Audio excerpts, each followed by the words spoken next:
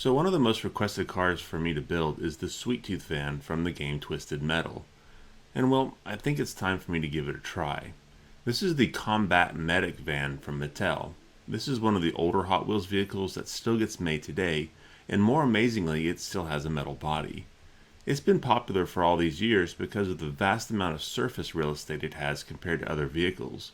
Mattel usually dresses it up in all sorts of graphics, just like the one you see here.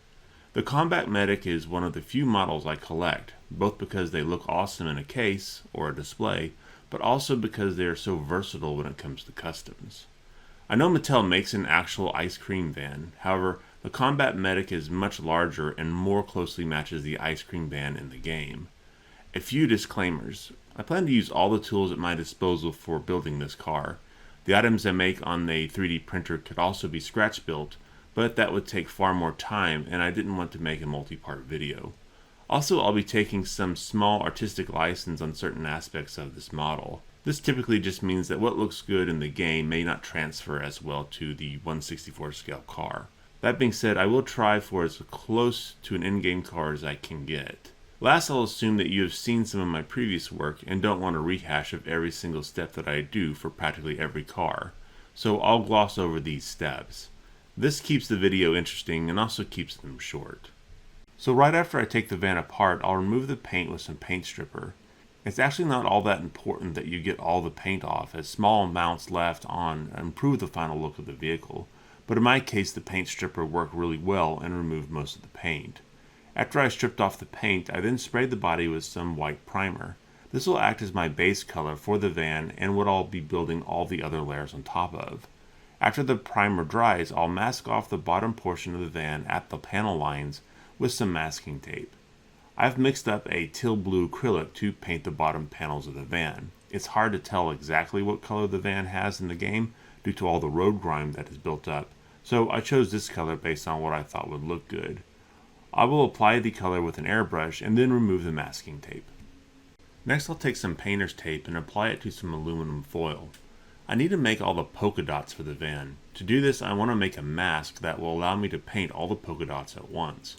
For me, the simplest way to do this is to create a bunch of circles in a CAD program and then send the file over to my laser to cut them out. If I didn't have the laser, then cutting them out with different size hole punches would be my next method of choice, followed by using a stencil and a hobby knife. The aluminum foil is just a strong backing to hold the tape in place and is easy to remove the tape from without destroying it. Once all the holes are cut, I can peel the tape off the foil and then apply it to the van. It was a little bit tricky to get all the holes to line up as I had to use multiple sections of tape. However, you don't have to get everything perfect as much of this will be covered up by future layers. Once I had the tape where I wanted it, I sprayed the van down with a light pink color. Once this dried, I removed the masking tape to find out how all my pink polka dots came out. Once all the polka dots dried, I sprayed the van down with some matte clear coat to protect the work I had done thus far. Now I'm going to do an aging process on the van. I want the van to have some rusted out areas, places the paint has been lost and then the underlying metal has rusted. To do this, I'll use a Dremel with a small burr tool to remove the paint in select areas. Now this is not a Mad Max vehicle, so I'll keep this a little bit on the light side compared to one of those builds. Plus a little of this goes a long way. Once I have all the areas scratched that I want, I'll then place the car in an iron chloride solution to etch the metal. You might have noticed earlier that the body was painted in the primer inside and out, and this was done to make sure that the acid solution would not attack areas not intended to be etched. I'll leave the body in the solution for about 2 minutes max. This will allow the acid to etch away some of the metal, but not so much that it looks strange.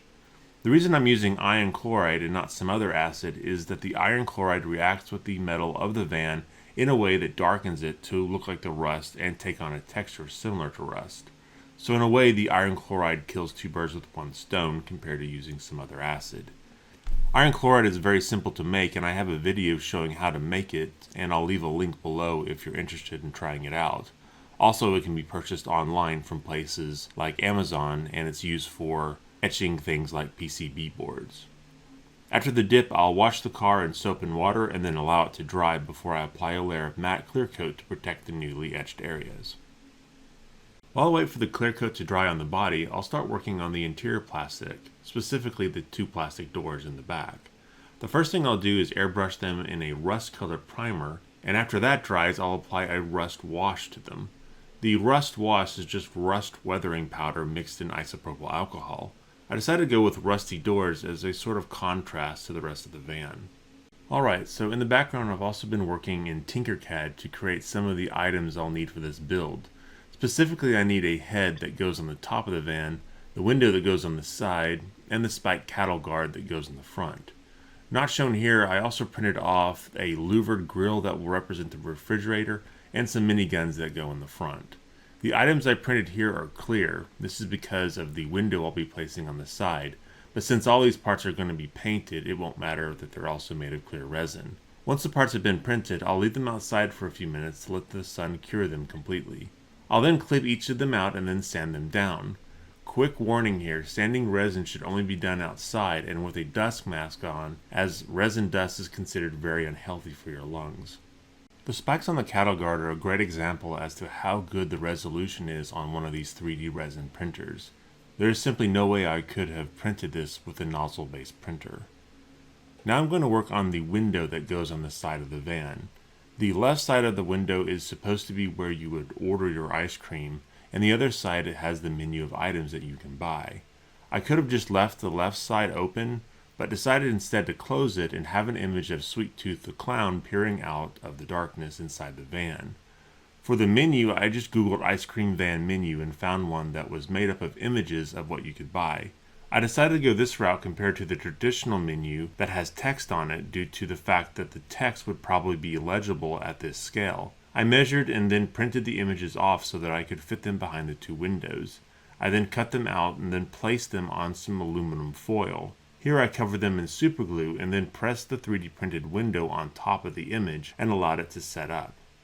After this, I could peel the foil off and cut the paper section I had left to help align the image. I then painted the frame in a rust-colored paint and did it in a way that looked messy on purpose, as I plan to add layers on top later. Now I'll turn my attention to the head that goes on the top of the van.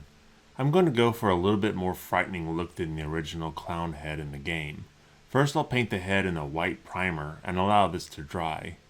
Then I'll paint in the red nose. While I have the red paint out, I'll add some to a small amount of water to make a wash. I then cover the rest of the face in this red wash. Once this dried, I then cover the entire head in a non-oil wash to tie everything together. After the wash dries, I get out the hot glue gun to start making the hair. The way I do this is by applying a glob of hot glue and then slowly pulling away to make the hair threads. Messing with hot glue takes a lot of practice and can be frustrating to say the least. I could always have just 3D printed the hair if I wanted to, but I wanted to go for something that I felt would be more organic looking, and also the threads of 3D resin would be very brittle and easy to break, unlike the hot glue. Once the hot glue set up, I could then start painting it to look like the original. At the base of the hair, I'd painted in a white primer.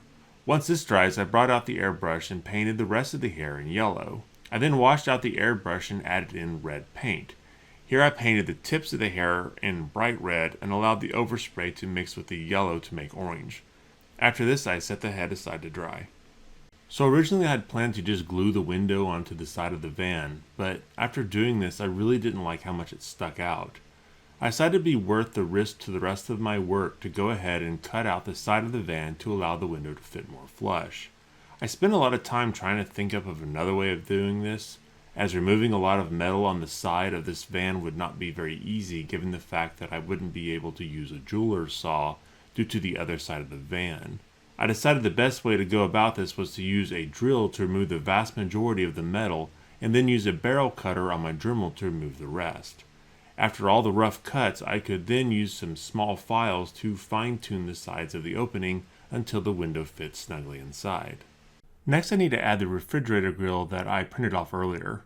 Before I do, however, I'll paint it silver. This grill also sticks out a little bit, but I'm okay with it here as it looks more natural than the window. In fact, I've actually seen ice cream vans around my town with window units sticking out the side, so this doesn't look out of place at all for me. Alright, so now we're getting to the fun part, or at least the part I really like. I want to start working on the upper layers of weathering. Here I'm not working so much on aging the van as much as showing neglect. So I want a van that is completely grimed up and all-round disgusting. The best way to do this is with, you guessed it, an oil wash.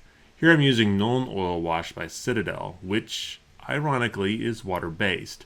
People have been very quick to point that out anytime I use this. Anyway, to use this, you spread it all over the item and then allow it to dry. Here I'll change that up a bit by making sure that the van dries upright. This is so that the wash will pull up at the bottom of the van, where the dirt and street grime would also accumulate.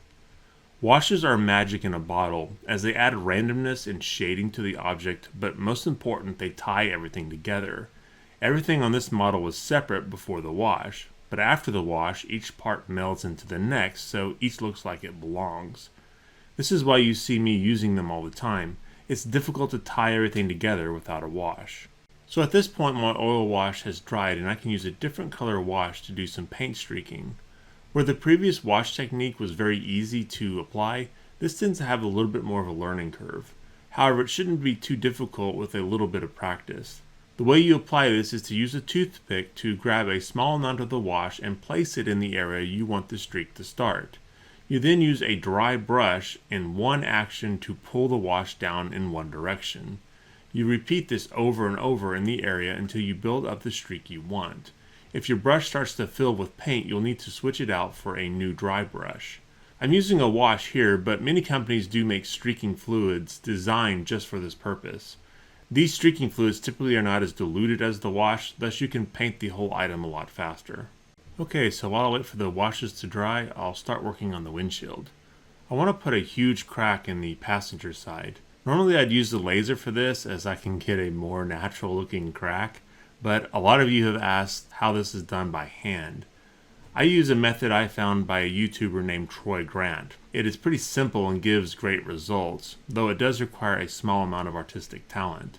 The way it works is you find a point in the plastic you want the crack to originate from. Using a hobby knife, you drill down a little bit to create a pilot hole. You then make cuts from this point to the edge of the glass in a straight line. You make these lines all the way around the windshield. Next you come in and make lines in a circle around the center point from each straight line. You don't make complete circles and instead offset them. This is called a spiderweb glass pattern. It is sort of cartoonish in nature in that glass doesn't always break like this, but this is how it's represented in most drawn applications, thus it's instantly recognizable to anyone who sees it. Alright, at this point I need to put the van back together to add the rest of the items. You'll probably notice that the base is done but that I didn't cover it before. That's because all I did was paint it in silver then gave it an oil wash. Not that interesting. And for the wheels I just lightly sprayed them in black acrylic to dull down the chrome. Most of the base is not even going to be shown, as you'll see in a bit. One thing that's important here is that all the major steps are done because once the other items are installed, the car won't be easy to take apart again. The first item I'll be installing is the spike cattle guard that I painted in a rust color to match the game version. I'll glue this one off camera to be sure I get everything straight. In fact, I'll do most of the next few steps off camera to be sure I get them on straight, as even doing them off camera can be difficult. Next up are some miniguns that I repurposed from my previous Mad Max build. I'll glue these onto the side. To more closely match the miniguns in the game, I cut the barrels back and then sprayed the ends with black primer to give them that used look. Then last but certainly not least, I glued a small spring to the clown head and then glued the other end to the top of the van. And with that, the entire assembly is complete. So, thoughts on this one? I actually enjoy this much more than I thought I would. Some builds can be a real pain with a lot of backtracking, while others like this one seem to go together without any issue. Well, outside of the huge hole I had to put in the side to make it work. Overall, I really liked the way this one came out. I'm sure there are ways you guys could improve on it, and I'm always open to your suggestions, so feel free to give them below, but on a whole I really like it. Weathering techniques are something I spend a lot of time working on, and I feel like this is one of my better weathering models to date. I specifically left out any major rust elements, as I feel at times I rely too heavily on rust effects, and instead wanted to play around with just grime, with small rust details. It's good to challenge yourself at times and just pull the safety blanket away and force yourself to make do without it. If you're wondering, the head definitely bobbles around when you touch the van, which is an interesting effect. I do need to replace the miniguns at some point, as I ended up breaking a few of the barrels off while messing with the car. This is unfortunately a very delicate model, so I might print off a couple replacement parts just in case. I noticed the wheels seem really shiny on the display stand, but they're not all that shiny when I remove the vans from the bright lights. Last thing, I seem to be running afoul of the YouTube algorithm lately, so it would be a huge help to me if you could like and share this and my other videos. I have a great group of subscribers, and I'm not turning to the constant subscriber begging that proliferates YouTube. If you're not aware, a lot of changes are coming down the pike, especially as it pertains with kids and what they watch on YouTube. You may be hearing a lot of, "This video is intended for 13-year-olds and older," that will be tacked on to everyone's videos in the future. But anyway, I really do appreciate you guys and fully realize that I would not be anywhere without your support. So with that, I want to say thank you very much for watching, and I'll see you next time.